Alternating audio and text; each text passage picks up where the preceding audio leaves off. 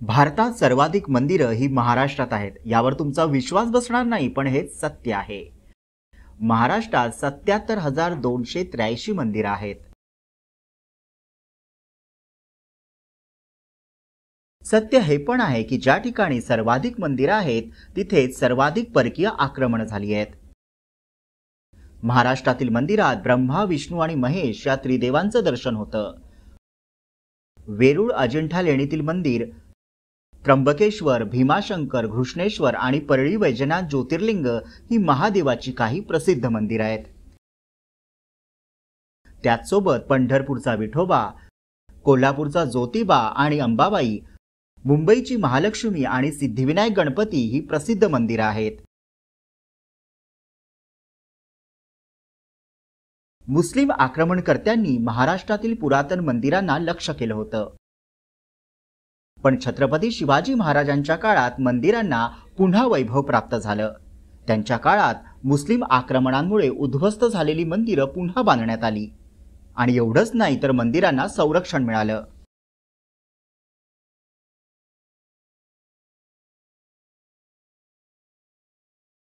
महाराष्ट्रातील मंदिरं ही स्थापत्य कलेचा उत्तम नमुना आहे। काळ्या आणि राखाडी दगडाचं बांधकाम असलेली ही प्राचीन मंदिरं सर्वांचं लक्ष वेधतात। हा दगड मजबूत आहे, त्यामुळे महाराष्ट्रातील मंदिरांमध्ये शिल्पकला आणि कलाकृती कमी आढळतात। पण मोठे मोठे डोंगर फोडून गुहांच्या आत मंदिर बांधण्याची अनोखी परंपरा म्हणजेच वेरूळचं कैलास मंदिर होय। नागर, द्रविड आणि वेसारा या मंदिर बांधण्याच्या 3 मुख्य शैली आहेत।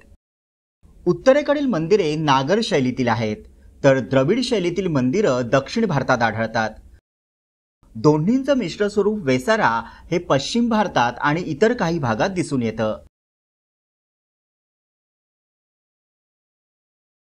थोडक्यात काय तर भारतीय संस्कृतीत मंदिर समाजाला जोडण्याचं काम करतात।